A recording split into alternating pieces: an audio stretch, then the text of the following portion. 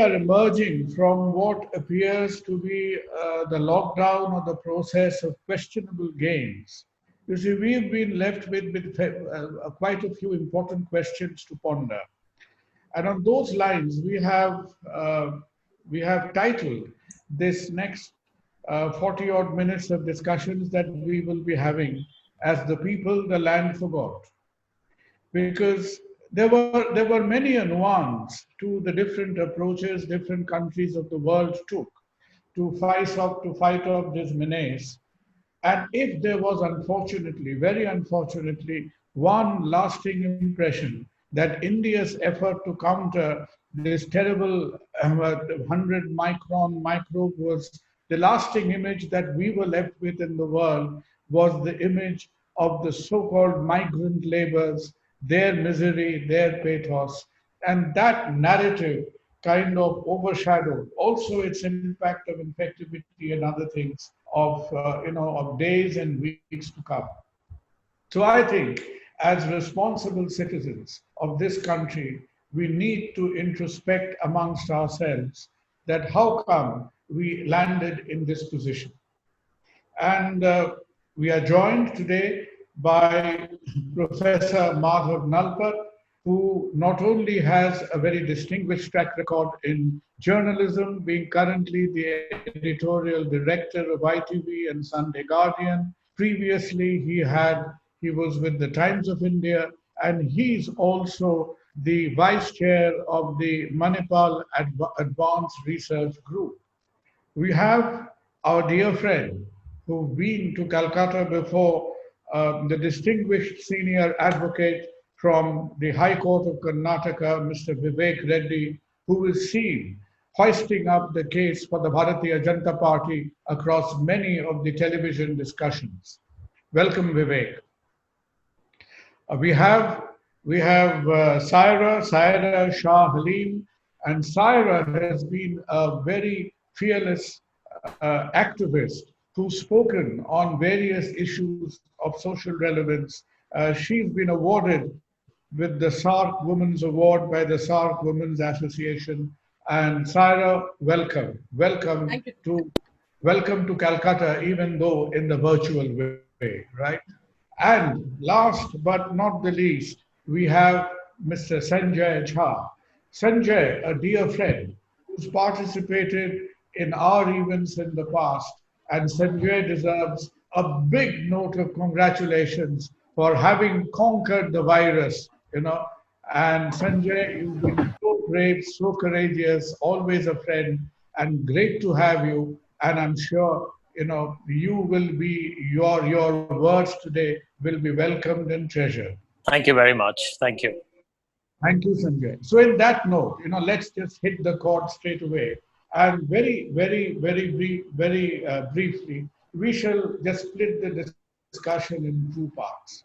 And in each part, probably each of you would have about, say, 5 minutes each. And in the first part, we just come to the brass tacks of the problem, that how did we land up in this mess? How did it ever come to pass that this country, a country which is born out of the pains of partition, just forgot the lakhs and lakhs of people, and we saw the theater of human tragedy being reenacted again in front of our eyes.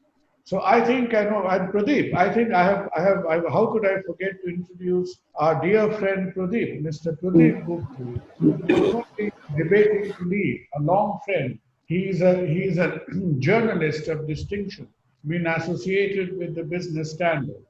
And Pradeep, I kept your introduction till the last because we want you to start off and give us how did you think, how did you take an overall view of the situation? How did this come to pass? Good evening, everybody, and thank you on behalf of Calcutta Debating Circle for all you gentlemen and a few viewers that I can see on screen, particularly Sanjay, Professor Nalapat, Vivek, and Saira. Thank you so much for joining CDC in this venture.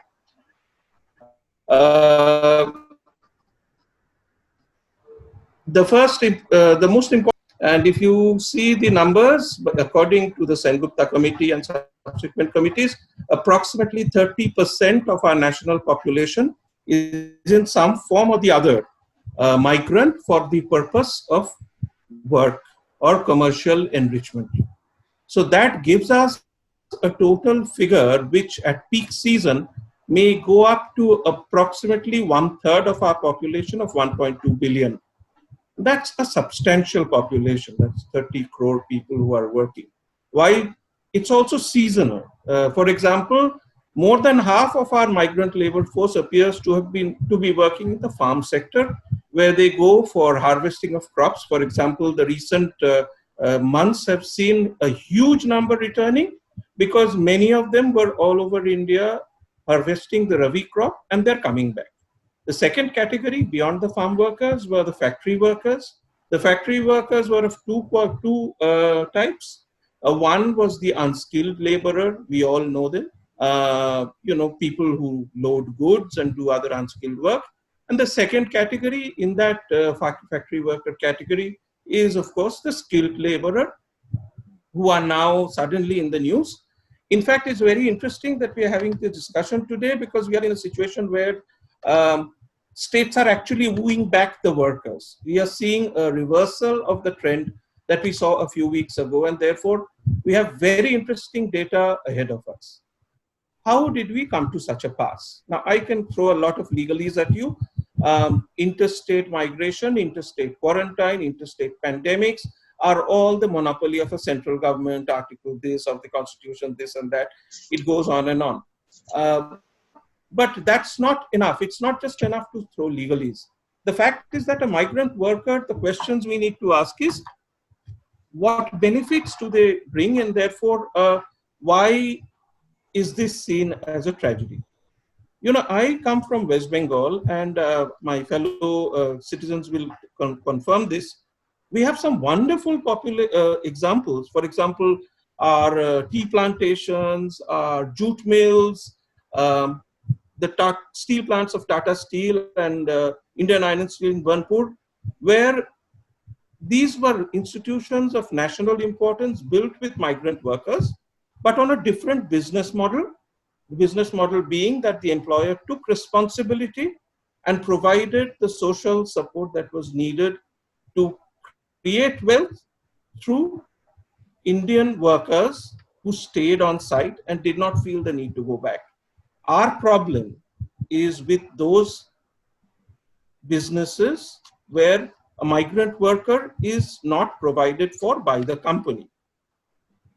Companies may well argue, and very fairly, that it's not their job to look after workers' housing, look after workers' welfare, look after the education, their security, look after anything else for the worker other than within the hours of their employment inside a factory or inside an office. I also forgot the thing of the railways. Let's conclude in a few seconds. Yeah.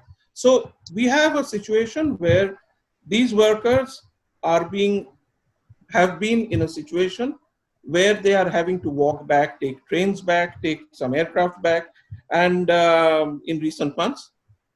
And this has happened because we have a situation where certain categories of employers are not in a position to take responsibility. And of course, the state and the central government cannot decide who is going to take responsibility. So essentially a tragedy created by abrogation of responsibility by employers as well as governments. Now, why should they take responsibility? It's very simple.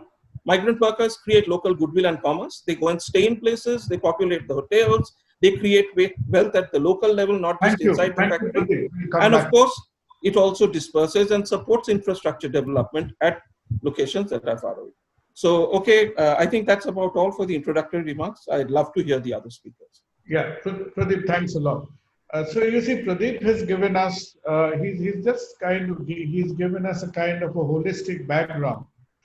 And Pradeep had a very important conclusion when he mentioned responsibility.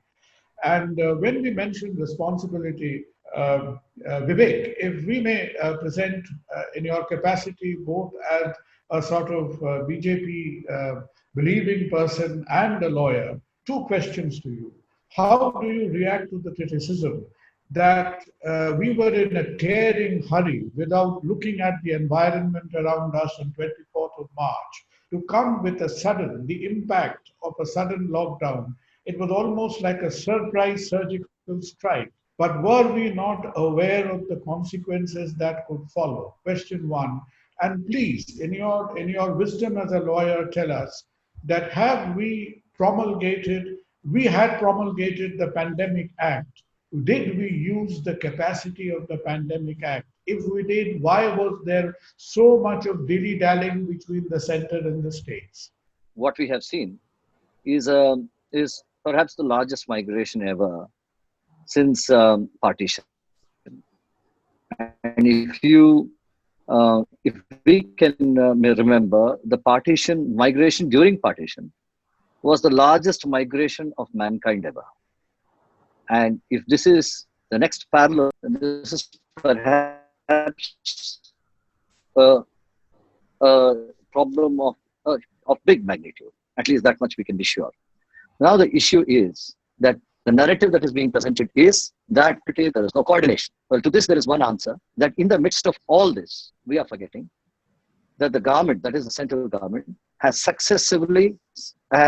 been successful in transporting lakhs and lakhs of migrants as soon as they were ordered to be, as soon as the direction was given that they can travel to their native places.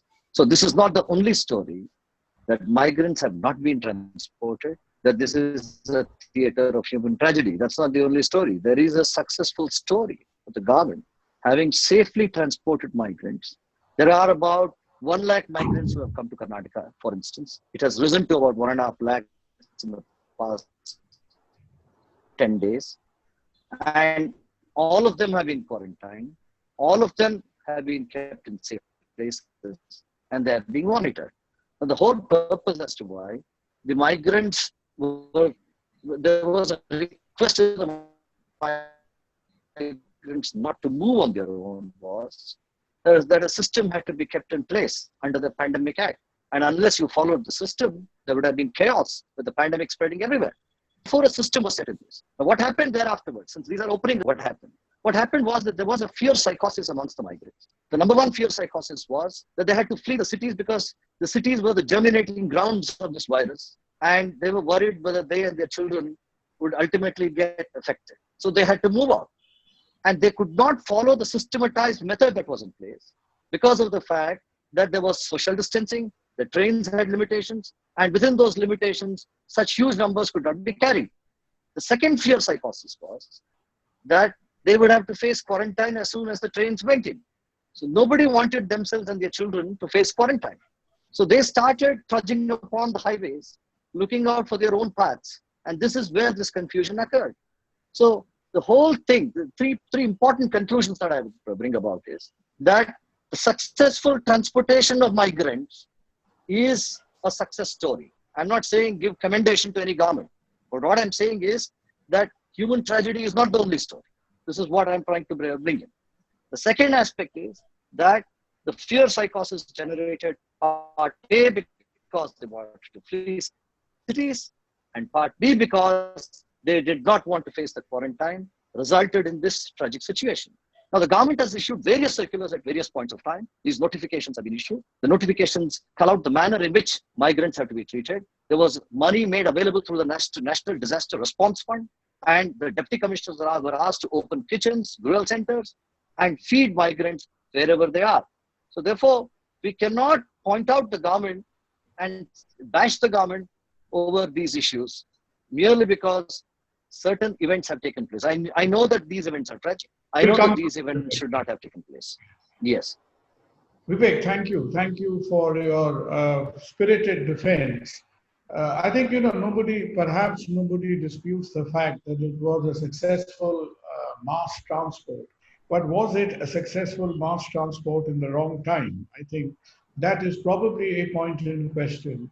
And the second thing, that when transporting such a huge sea of humanity in the peak of infection, did another thing, when we noticed one of these train loads of people coming, say, into Bengal, I think there was a lot of stigmatization. We've had our own people calling these trains Corona Express and stuff like that. So, Yes. it somehow, the human element of all this was almost a little bit like the elephant tragedy of Kerala, that they conquered the virus but fell to the elephant. And on that note, we invite Saira. Saira, what do you think? Because this whole business, it was, nobody questions the fact it was an operation on a mammoth scale. But somewhere, I think we got the scientific basis of it. Perhaps we got the timing wrong, and these people were really were treated in a very inhuman kind of way. Would you agree? Sure. Dr. Sarkar, firstly, we heard Mr. Reddy's defense of the government. However, we all know it's a documented fact that till date, we don't know what stage of the pandemic that we are in. So the government of India has not declared what stage of the pandemic we are in now, and they didn't declare it then when it all started. Now we all must admit that 4 days lockdown is a really unrealistic time for people to actually, consider their bearings or even establish what's going on, leave alone, try to get home safely. So we need to first understand what has transpired from the time that the government announced its first lockdown. Now, our Constitution of India is very clear on the right of equality. Okay. So, but however, it is unfortunate that the migrants are not even being considered citizens of India. They've been rather left to die, be it in the Shramik Express, be it on the roads. If we actually look at the statistics, it is appalling. The numbers are too glaring to even try and defend the indefensible. How can you explain the kind of mishaps that have occurred on the road? And here the BJP has the gall to even say that the migrants who were coming on the Shramik Express died because of prior illnesses. I think this is a really cowardly explanations to the citizenry of India when you cannot take ownership of your irresponsible actions. And I think the NHRC has come in and because of the Supreme Court's ruling, so they would be intervening in a matter, and I think it is very timely, and they would be making procedures for the state and for the centers to comply. The migrants have to be registered, and jobs have to be provided to their in their home states. Now tell me, would we have reached this junction if the BJP government would have actually thought and ideated and ensured that various thought leaders from different political spectrum are given some kind of respect, or they were even involved in the country's decision. However, they did not take into account, the various stalwarts that we have cut across party lines, and they randomly decided that this is the best way that they are going to save so many people's lives. Now did you look at today's Times of India's headline? We have outnumbered Italy in the death toll. So where are we headed? Where do you think we are going to be, by the end of the month? And the thought itself is really scary, because we have not treated the migrant population of India as equals. When the Constitution of India safeguards everyone's rights equally, is clearly mentioned in Article 14. And the way they've been treated, this exodus of the migrants cannot be allowed to become a continuum. They just cannot keep on walking home and keep being allowed to die in this beastly fashion.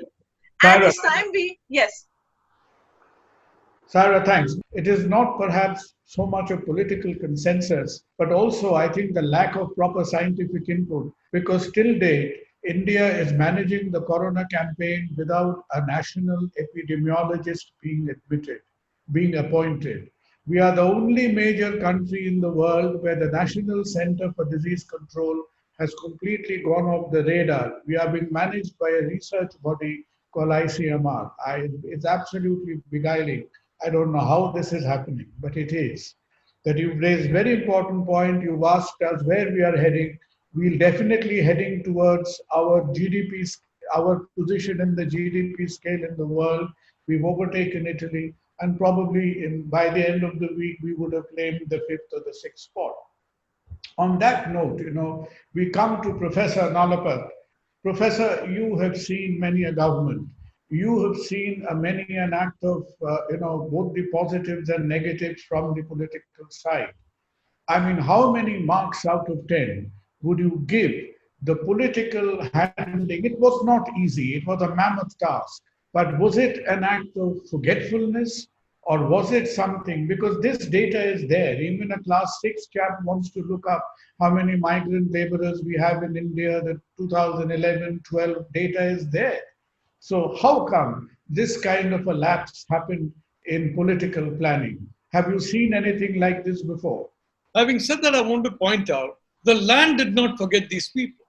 In so many locations, we have seen stories of how spontaneously kiosks were set up, stalls were set up, and people who themselves didn't have much money of their own got together what little money they had, cooked food, gave help, sheltered migrants who were walking on the road or who were stopped in some station. So may I say that, yes, officialdom may have forgotten the problem, but certainly the land and the people overwhelmingly did not forget them. And that's a one redeeming story. Of course, on the other hand, you have instances of migrants being beaten up by the police, being fleeced by lorry drivers, and generally having a lot of horror stories, which they must be now retailing in their villages, all of them.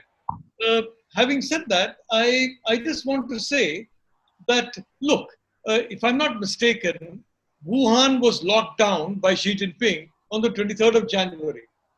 Again, if I'm not mistaken, the lockdown took place on the 24th of March. There was enough time. So in my view, I think about 5 or 6 days should have been given after the Prime Minister's very, if I may say so, very somber assessment of situation and the announcement of this 21-day lockdown. I think 4 or 5 days could have been given in advance to ensure that proper logistical facilities were created. Those who wanted to go to other locations could have gone, and those who were staying should have had the time, or the others who are looking after them should have had the time to look after that. I mean, the heavens, I think, would not have fallen if there was this 5 or 6 days before the implementation of the lockdown. In China, for example, the Chinese, about 190 million people in the villages, were locked down. They were locked up in their villages, not because of the fear that they would spread COVID, but to prevent city dwellers coming to those villages and spreading COVID there, because these villages don't have very good health facilities. And as a result, the villages were locked down. We did the opposite. We allowed people to go from the cities to the villages, and I'm not sure what has happened there, but it's very likely that there are a large number of COVID cases. Now, I want to point out that I do not find fault with the government, frankly. At that point in time, and if I may say so, I don't remember any opposition leader also saying that they should not take strong measures for the lockdown, for the simple reason that several, very prestigious medical institutions, Johns Hopkins, Imperial College of London, and experts in medicine from the Bill Gates Foundation. I mean, all of them said that there are going to be millions of deaths in India, tens of millions of deaths across the world. And they gave very alarming figures about COVID, especially the mortality of COVID-19, which I am now informed by, Manipal's University, where we have an outstanding group of doctors, if I may say so, that the actual mortality rate is very much below 1%. I mean, Sanjay, frankly, looks 10 years younger. I didn't know that he had suffered from that, and I thank God that he has escaped from this. But I just want to say that according to the latest figures, much less than 1% are people who unfortunately succumb to this disease. Now, any of us could be part of that, fraction of 1%. I'm not belittling the problem, but all I can say is this lockdown, this total lockdown was implemented in fear of a mass murder machine, something like Nipah, for example, something like the plague in Europe about centuries back, which now, by all indications, a large number of people have got it, whether it's in the US, whether it's in India. Probably a lot of us have had this disease and we have, gone out of it without even realizing it. So hindsight is always 2020. So I'm not going to blame anyone for that. All I want to say is that, yes, I do agree that steps should have been taken about the migrant workers. I do agree, but there are some companies that did so, some companies that did not, some states that did so. For example, Karnataka, Tamil Nadu and Kerala, the situation has been much better than in states like Maharashtra or Madhya Pradesh or so many other states. Or Gujarat, for example. Gujarat has frankly been awful so far as is concerned. So I simply want to say that at that point in time, this was imposed, but I do wish the officials had, as Saira correctly says, consulted with civil society, consulted with experts before they worked out the details, because frankly, they have once again shown their utter incapacity to understand what the common man wants, needs, and should get. Those were absolutely very precise comments, Professor.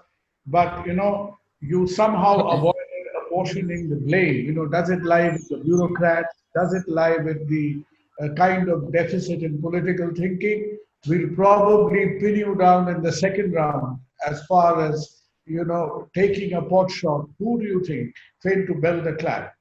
On that note, let us ask Sanjay, Mr. Sanjay Jha. Sanjay, we've had a very incisive tweet from Mr. Rahul Gandhi yesterday, where Mr. Rahul Gandhi graphically shows that somewhere, we sort of got our priorities in a twist, and we are one of the major societies who's attempting to come out of lockdown when the pot is boiling. So wish us luck. But how, apart from being a very committed and sharp opposition, how do you think this game could have been handled? It's a very distinguished panel, and in fact, all the observations made from Vivek, Madhav, Sara, Jaideep, everyone, I think has been frankly pertinent and to the point. Now, let me just kind of try and see if I can add something different. My whole point is that, to criticize any government, whether in India or abroad, for being, probably ill-prepared or not totally planned for this extremely, dangerous pathogen. There was a lot of speculation, as Madhav correctly pointed out, about the enormity of the scale or the magnitude of damage it could do. Looking at India's public health infrastructure track record, you can't blame any one political party for it. I mean, we always had a very gigantic task. I think first and foremost, we need to recognize this reality. I'm not here to score any brownie points. For any government, this would have been a very formidable, if not a spectacular problem to address. So where the pandemic is concerned, I really don't want to get into a political slugfest. Where the problem really arises, since you're talking about the migrant issue, is the fact that there is enough data, and forget data, I mean, we know on a day-to-day existence that cities like Mumbai, where I live, for example, live and survive on the support of the migrant community. And as all of you have correctly pointed out, where do the migrants come from and why? I mean, they are people who need jobs, who are frankly even displaced in agriculture in their own states like West Bengal, Jharkhand, Bihar, Uttar Pradesh. And they go to the more prosperous states like Karnataka, Maharashtra, Gujarat, Punjab, and Haryana, and Delhi, etc., because they believe there's an opportunity to earn and not just subsist, but to send the monies back. Now, to me, the most disturbing reality is India should have been battling nothing but the pandemic. Our entire focus should have been on how do we ensure minimal infections and if anybody gets infected, to make sure they get the treatment and the fatality rate is down to below 1%. In fact, make it even less than 0.5%. Madhav is right that the fatality rates are, if you look at the asymptomatic cases put together, are in the lower range of maybe 1% or even lower. But this, I'll tell you why I believe Mr. Modi's government needs to stand up. There's nothing wrong, right? Governments make mistakes. We are human. It's okay. And I don't think there's anything wrong in admitting that by ignoring or just kind of overlooking the entire migrant issue, they may have created an epic humanitarian crisis that was totally avoidable. To me, the image will always be of the 16 people in my own state of Maharashtra who died under the railway tracks. For what? What was their fault? What was their fault? When you see the image of that woman in Bihar who is dead, and a child in Muzaffarpur is trying to talk to her, I mean, can you imagine a more poignant situation? Can we even think of that woman who was carrying a dead child in her hand? She could not get an admission into a hospital. To me, 80 people dead in a Shramik train because they perhaps did not get food. I mean, these are horrendous. And I'd say so because, you know, I need to speak here more as a citizen, and not really as a political spokesperson. All of us, I think, will need to bleed in our hearts because this is something that we could have avoided. This needed a degree of planning. I think when Mr. Modi said 4 hours notice, the government should have been prepared for actually telling people on that very day that we're going to arrange instant transport for you. You will get subsistence allowance till you're ready to go. Because think about it. What does a man, and I'll give you an example, a real example, Kunal, and then I'll wrap up and then we can discuss this again. Next to my house, there is a sandwich maker. He makes a Mumbai ka local sandwich here in Mumbai. He survives on his daily income. Everything closed down. What is he going to do with his income? He gets zero. He's a daily wage laborer. Based on his monthly earnings, he survives and then he sends the money back home. So if there are 8 crore migrants, according to the government, you're affecting 40 crore families across the country. It's enormous. It's not just the migrants. Think about their families back home waiting to connect with their bread earner. And then the bread earner has no contact to actually help his children and his wife back in the village. And there is no connect. There is panic. The fellow has to worry about the pandemic. He has to worry about his own income. And he doesn't know where to go. He can't order an online on a Scootsie or a Zomato or do anything of the kind. There's little access. And in those first lockdown, I can tell you, if you moved around Mumbai city, there was nothing accessible, even if you had money. And they had not even 1 paisa in their pocket after the lockdown really started. My last line, America, when George Floyd has been mercilessly killed, a whole country is awake. The world is asking, why did that happen? One life, it wakes up a nation's conscience.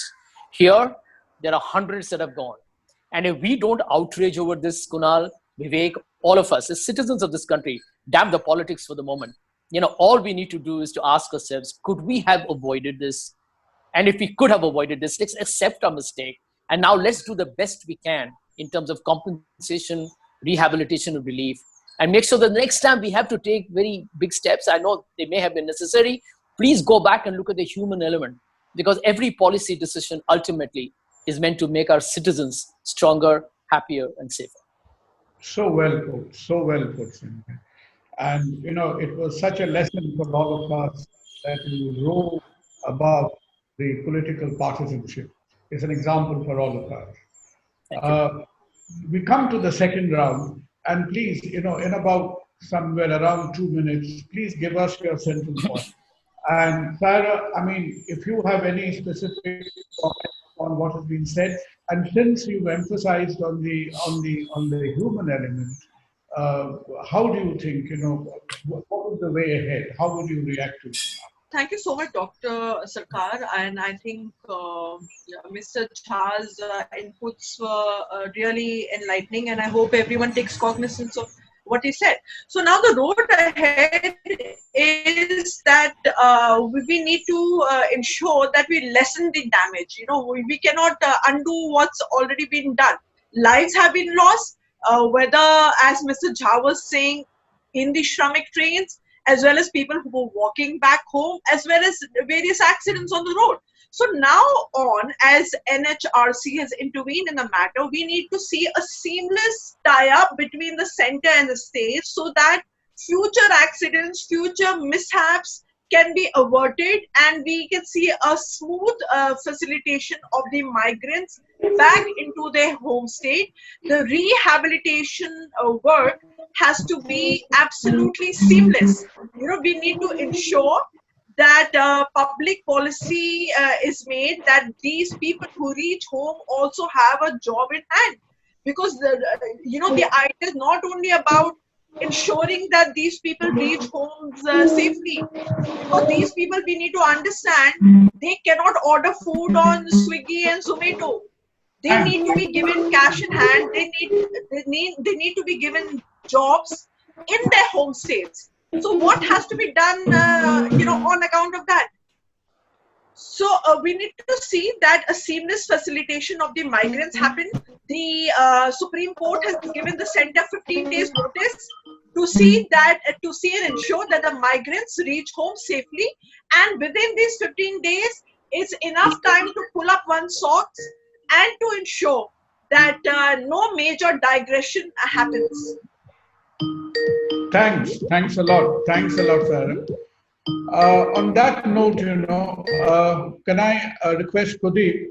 Pradeep, you introduced it very elegantly with the background, etc. All the background conditions. You see, we've had legislation like the 2017 Act and things like this. So can we expect that, regrettably, after we've seen all this pathos being enacted in front of us, that all these employment conditions, rules, etc., which existed in theory, that do you think that there will be a conscious effort to implement this from the government, the employers? Do you think it will make a material difference? I thank all the fellow panelists for absolutely brilliant speeches and really worthwhile points. There's a short-term thing that we must do first. One, there's an occupational health and safety code that is awaiting the approval of Parliament, which reforms the Migrant Labour Act of great antiquity. This has been well thought out. It's been passed by the opposition parties and the parliamentary committee, and therefore that's, I think, priority number one. Am I audible? Yes. Okay. That's the short-term solution. The medium-term solution, it makes great business sense to look after your workers. Imagine companies which are willing to put in some degree of social infrastructure, naturally not in the suburbs of, say, a city, lovely city like Mumbai where Sanjay stays, but to disperse them outside the cities and create the social infrastructure so that the migrant worker is not forced to walk home because he has to live under a bridge otherwise. So providing housing to workers is a wonderful addition to company balance sheets. It is a wonderful addition because it creates an asset base, it creates a safety net, it helps in employee retention, and they are also a great way of making sure that in downturns, you have an asset you can fall back on. It's not for nothing that we see a company like Tata Steel being so comfortable through this downturn. It's not for nothing that we see companies all over India struggling to get back workers now. Because that's the situation today. Many tell this guy, I know you've walked 700 miles. Can you come back in a 700-mile train ride? And that's the reality. Companies cannot work because there are no workers. Well said. Yeah. So I think these are the 2 points. Let's not use up any more. I'd love to hear Madhav and Vivek. We've heard such a balanced and passionate of opinions from everyone. We've heard this point about political and also, I think, for the best to tell us whether this strengthens, this makes us more conscious about implementing the employers and the employees' rights and relationship with how do you look at what lies beyond? Vivek, please. Yes. I'll just come back on what Sarah said a little later. You have to give me some opportunity to rebut what she said. And first of all, looking at the laws and looking at the immediate solutions, I think the union government expanded the housing policy presently to ensure that through an urban mission, housing is provided for poor. It will take some time for it to get executed. But already in Bangalore, applications have been invited under the Awas Yojana for the houseless to apply for homes. So this is being expanded and is simultaneously occurring in various cities. The second is the expanded provision for Manrega provided by the government. Many of the panelists were expressing what do they do when they go back home. Well, we cannot rely at a time when the economy is slipping down. We cannot rely on local farmers or the native villagers to give them full employment. So therefore, provisions have been made under the Manrega over the next 2 to 3 months. And these are expanded provisions under Manrega. So therefore, the central government is looking at the road ahead in providing immediate succor to migrants before they can come back to their original places of work. The other thing is the migrant law, which Pradeep Gupta was pointing out. I think this problem, the central government has been a very reformist government. If you look at the past 6 years, there have been various reforms on the agenda, and the center has been quite bold in bringing these reforms across various sectors. And this migrant law was something that was in a pregnant stage. It was about to be enacted, this humanitarian law. It said that this law identified migrants, targeted them for social benefits, and irrespective of the places where they stayed, they could take these benefits. I think this was the law that was about to be enacted by the parliament as it had passed through various committees. And since this law consolidated many laws, this was also in the making. And the last point which Pradeep Gupta said, wooing back migrants, I think this is the natural law because, as Sanjay Jha said, millions of employers are dependent upon migrants, whether it is the farm sector, the industrial sector, or any other sector. Now, what will happen is as the economy triggers and slowly winds its way back into, gains some momentum, that is when path would be cleared for these migrants to come back. And the invitations that would go out to them would ensure that they come back and they take part in really creating that energy and dynamism in the economy. So therefore, these things will follow their natural course. And on the basis of what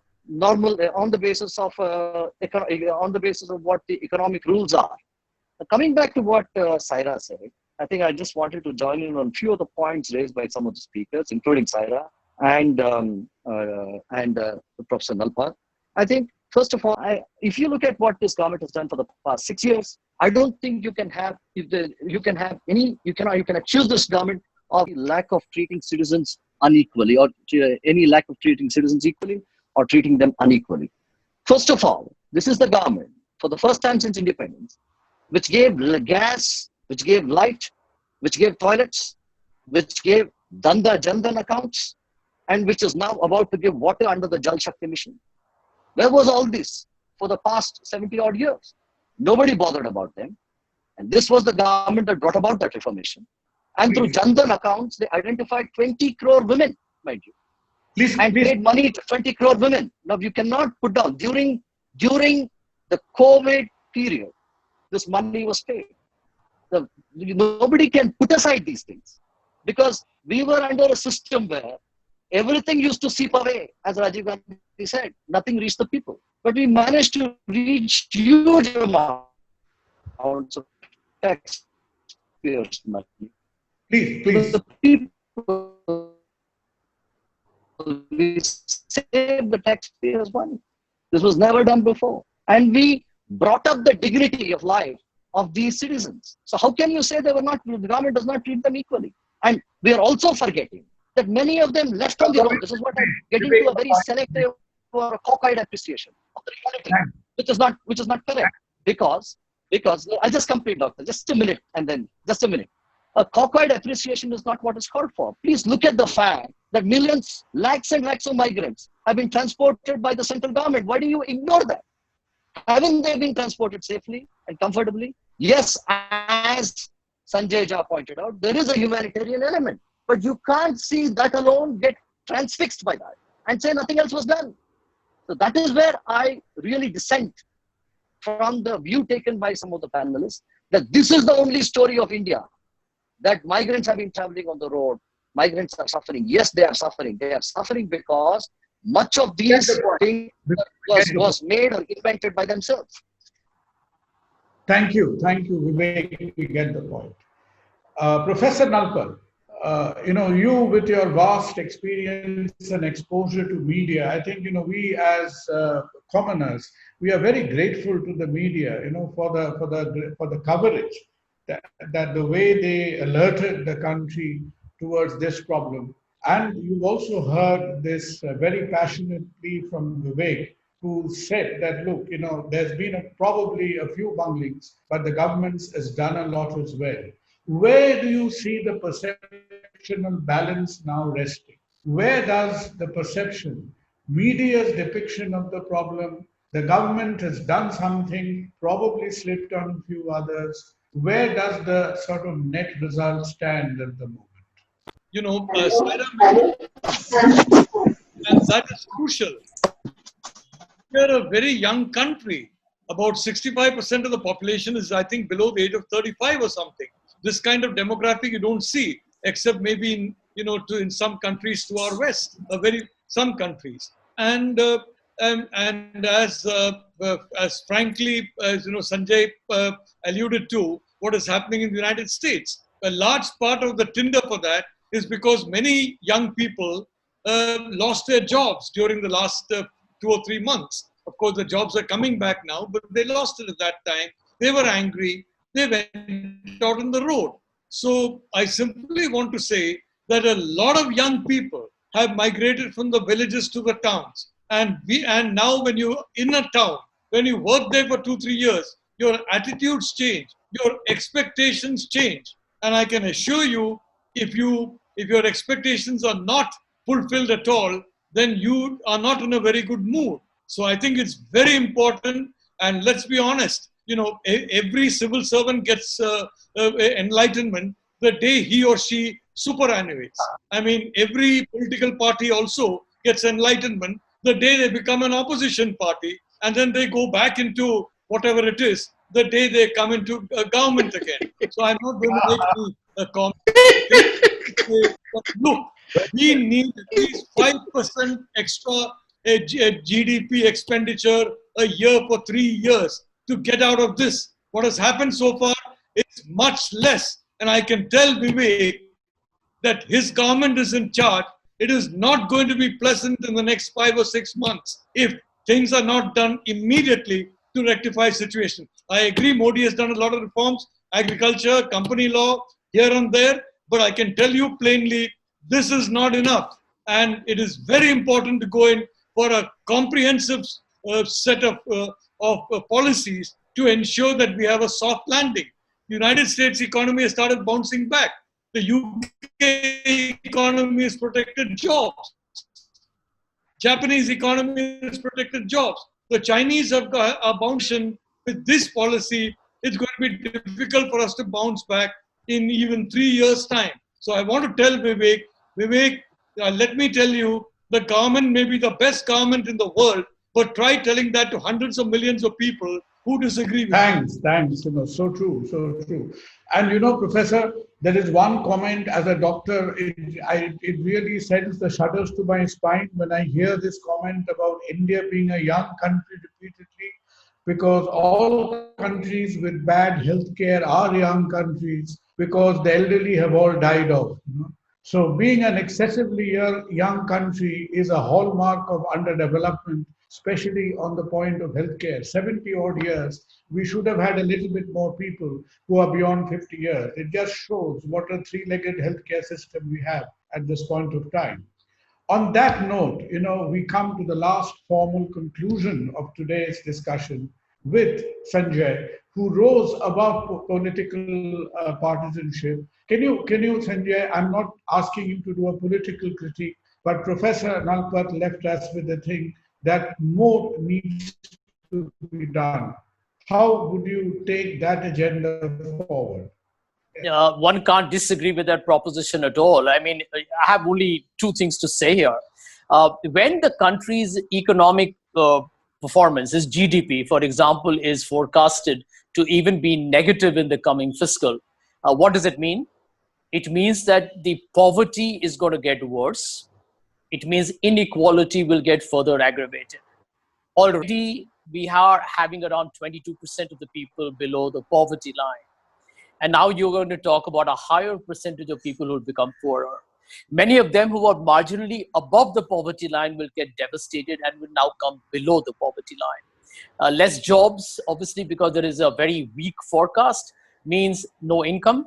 No income means no demand, and that means you're actually in a catch-22 situation. Well, So the forecast is extremely bleak. It's going to be a humongous challenge. And therefore, I do believe that the government has to be hypersensitive about those who are at the bottom of the pyramid. The truth is, we need to, at this point of time, collectively, with a mature political consensus, recognize that we are in deep waters in economics, in health, and frankly speaking, in terms of our overall infrastructure. And I do believe that, when we look at migrants, please let us not look at them as casual labor to be used as a demand supply, kind of function. Is going to be done at the convenience of the state of the economy. They contribute today. An unorganized sector contributes roughly around 50% of India's GDP. And the migrants are part of the productive process. I was actually very disheartened, and Vivek will agree with me on this one, when I heard that there were migrants who were supposed to leave Karnataka for their homes. Actually, the train was cancelled because there was pressure from the industry or the construction lobby to keep the migrants back because they needed to get the work done. You can't do that. You should not do it. I think end of day, as a public face, and forget my politics, I believe, what is my job? My job is, if I'm so privileged to be here living in Mumbai, my job is to see, irrespective of political ramifications, am I making a difference to the lives of the common people? Are the people who deserve the government getting what they deserve? And today, when you talk of Sarkar, the ordinary man has no other scope. He depends on government policies. He will need minimum wages. He will need a social security umbrella. We have to provide them that. Housing is a step in the right direction. I hope the government will successfully execute that. But if we don't provide a basic minimum subsistence, you can't have the situation where food is rotting in the godowns and people are not getting access to the basic level of just humanitarian existence. So these are the issues for our country. A lot of it has got to do with this culture of bureaucracy and jugaad. We need to dispense with that. And I do hope, and I'm very bullish on young people like Vivek and others on the panel. Politics in this country, I want to end, needs to change. I'm frankly speaking, I find this is claustrophobic when politicians now make rhetorical speeches and hyperbole, when people just criticize each other. I'm, by the way, somebody who's been very critical of my own party for having taken on Mr. Modi's government in the initial stages of the pandemic, because I stood out against it and I said, listen, give the government time. It is not, and it is something nobody anticipated and planned for. There will be some trial and error. Stop breathing down the neck day in and day out. So I'm not somebody who believes that, castigation and humiliation of each other is the way forward. Parties like the Congress and the BJP need to realize we are nothing. We have a responsibility. The country is much bigger than the two parties put together multiplied by 100. And therefore, it is time for all public figures to get responsible. I promise that we will do it, and we can only successfully do it if we care for each and every life in this country. Every life matters. That's it. So well put. So well put. I think, so well put and so sincere. Kaustav, who's in Bangalore, we want to wind up with the last sort of minute and a half from you, that how did you like this evening, and how do you think, did all our eminent panelists, were they able to make their point? First of all, I want to thank all of you and Kunalda, Dr. Kunal Sarkar, for organizing this very important panel discussion, very pertinent. And I want to thank all the panelists for making such brilliant points, pertinent points, relevant, practical points. The question which arose in my mind when I was hearing all the panelists speak, you see, migrants is an expression I heard in Europe for people who are not citizens of that country. Now here, they're citizens of India. So where is the overarching Indian state? That we have to really be aware that how come they become so vulnerable and not so protected by rights. And the point, this is very important, that migrants, how can you call your own citizens who are moving between different states as migrants, and when there's a crisis, everybody raises their hands. So I think that's an important point, that how come we have regressed on looking after the migrant labor. And I think that's all I have to say. And thank you very much, Kunalda, and all the panelists. Thanks to all of you for the points you've made. And I think this has been such a thought-provoking discussion that it leaves us with the thirst for more. And I think we will get in touch with you to take such meaningful discussions forward in future. Thanks again.